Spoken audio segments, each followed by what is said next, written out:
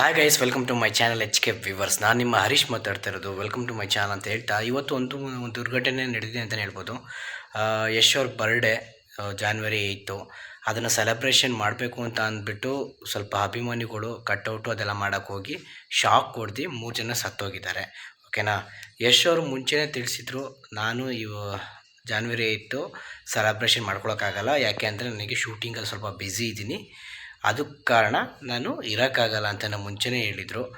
ಹಂಗಾದರೂ ಕೂಡ ಅಭಿಮಾನಿಗಳು ಯಶ್ ಸರ್ ಇಲ್ಲ ಅಂದರೆ ಏನಂತೆ, ನಾವು ಸೆಲೆಬ್ರೇಷನ್ ಮಾಡೋಣ ನಮ್ಮ ಹೀರೋನ ಅಂತ ಅಂದ್ಬಿಟ್ಟು ಮಾಡೋಕ್ಕೋಗಿ ಈ ದುರ್ಘಟನೆ ಆಗಿ 3 ಜನ ಶಾಕ್ ಹೊಡೆದು ಸತ್ತಿದ್ದಾರೆ. ಇನ್ನು ಇಬ್ಬರು ಬಂದುಬಿಟ್ಟು ಬದುಕಿದ್ದಾರೆ, ಅವ್ರಿಗೂ ಸ್ವಲ್ಪ ಬಾಡಿಯೆಲ್ಲ ಇಂಜುರಿ ಆಗಿದೆ. ಓಕೆನಾ. ನನ್ನ ಪ್ರಕಾರ ಬಂದುಬಿಟ್ಟು ಯಾವುದೇ ಅಭಿಮಾನಿಗಳು ಅಭಿಮಾನನ ಮನಸ್ಸಲ್ಲಿ ಇಟ್ಕೋಬೇಕು. ಸುಮ್ಮನೆ ಈ ಥರ ಎಲ್ಲ ಮಾಡೋಕ್ಕೋಗಿ ಸತ್ತಿ ಅವ್ರ ತಂದೆ ತಾಯಿ ಬಗ್ಗೆನೇ ಯೋಚನೆ ಮಾಡಬೇಕು ಅಂತ ಅನ್ಕೋತೀನಿ. ಅದಾದಮೇಲೆ ಕೂಡ ಯಶ್ ಅವರು ಅಷ್ಟೇ, ಇದು ಆಲ್ರೆಡಿ 2ನೇ ಬಾರಿ ಆಗ್ತಾ ಇರೋದು. ಆಲ್ರೆಡಿ ಫಸ್ಟ್ನೇ ಸಲ ಒಬ್ಬ ಅಭಿಮಾನಿ ಕಳ್ಕೊಂಡಿದ್ರು, ಅದೆಲ್ಲ ಮಾತಾಡಿದರು. ಆ ಸಂದರ್ಭದಲ್ಲೂ ಕೂಡ ಹೇಳಿದರು ಅಭಿಮಾನಿಗಳಿಗೆ, ಯಾವುದೇ ಕಾರಣಕ್ಕೂ ಫಸ್ಟು ನಿಮ್ಮ ತಂದೆ ತಾಯಿ ಬಗ್ಗೆ ಯೋಚನೆ ಮಾಡಿ, ಅದಾದಮೇಲೆ ಅಭಿಮಾನಿ ಮಾಡಬೇಡಿ ಅಂತಲ್ಲ, ಬಟ್ ಮನ್ಸಲ್ಲಿ ಮಾಡಿ, ಓಕೆನಾ ಅಂತ ಹೇಳಿದರು. ಬಟ್ ಆದರೂ ಕೇಳಲ್ಲ. ಕೆಲವರು ಹುಚ್ಚ ಅಭಿಮಾನಿ ಅಂತ ಇರ್ತಾರೆ, ಓಕೆನಾ. ಆ ಥರ ಅಭಿಮಾನಿಗಳಿಗೆ ನಾವು ಅದನ್ನು ಹುಚ್ಚು ಅಂತಲೂ ಹೇಳೋಕ್ಕಾಗಲ್ಲ, ರೆಸ್ಪೆಕ್ಟ್ ಕೊಡಬೇಕಾಗತ್ತೆ. ಅವ್ರದ್ದೊಂಥರ ನಮ್ಮ ಹೀರೋ ನಾವೇನೋ ಒಂದು ಮಾಡಬೇಕು ಅನ್ನೋದು ಅವ್ರಿಗೂ ಒಂದು ಕುತೂಹಲ ಮತ್ತು ಒಂದು ಎಕ್ಸೈಟ್ಮೆಂಟ್ ಇರುತ್ತೆ.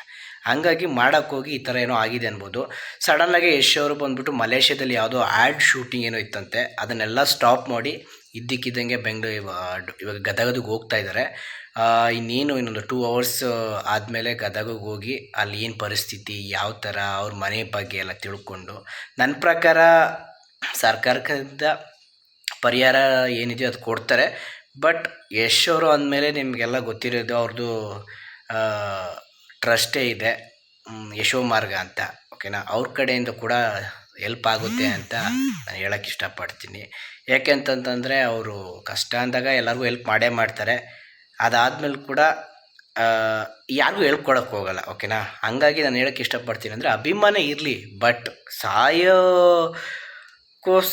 ಗಂಟ ನಿಮ್ಮ ಅಭಿಮಾನ ಆ ಥರ ಎಲ್ಲ ಇಟ್ಕೊಳಕ್ಕೆ ಹೋಗಬೇಡಿ, ಓಕೆನಾ. ನಿಮ್ಮ ಅಪ್ಪ ಅಮ್ಮ ಬಗ್ಗೆ, ನಿಮ್ಮ ಬಗ್ಗೆ ಸ್ವಲ್ಪ ಯೋಚನೆ ಮಾಡಿ, ಫ್ಯೂಚರ್ ಬಗ್ಗೆ ಯೋಚನೆ ಮಾಡಿ, ಓಕೆನಾ ಅಂತ ಹೇಳ್ತಾ ಇವತ್ತಿನ ವೀಡಿಯೋ ಮುಗಿಸ್ತಾ ಇದ್ದೀನಿ ಗೈಸ್. ಪ್ಲೀಸ್ ವಿಡಿಯೋ ಇಷ್ಟ ಆದರೆ ಲೈಕ್ ಮಾಡಿ, ಶೇರ್ ಮಾಡಿ, ಸಬ್ಸ್ಕ್ರೈಬ್ ಆಗಿ ಅಂತ ಹೇಳ್ತಾ, ಬಾಯ್, ಟೇಕ್ ಕೇರ್.